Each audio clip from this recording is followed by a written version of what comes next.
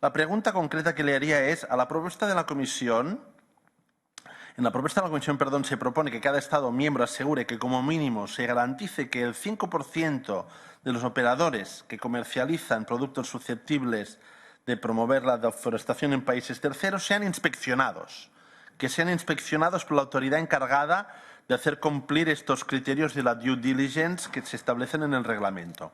Pregunta, ¿se ve la Comisión capaz de proponerse un objetivo más ambicioso del 10%?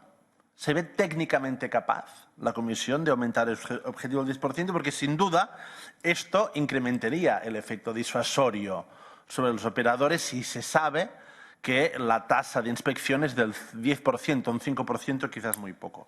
Una pregunta relacionada con esta, y acabo, es ¿qué relación pretende establecer la Comisión entre este reglamento y el futuro reglamento sobre Corporate Sustainable Governance, es decir, el reglamento de due diligence general para todas las empresas de la Unión Europea? Y una última cuestión muy rápida. ¿Cómo va a asegurar la Comisión que las delegaciones de la Unión en los países en desarrollo más afectados por la deforestación consulten los actores de la sociedad civil, pero particularmente consulten con los pueblos indígenas? ¿Cuáles son los mecanismos formales de consulta con los pueblos indígenas a la hora de implementar la estrategia de lucha contra la deforestación en los países del sur? Muchas gracias.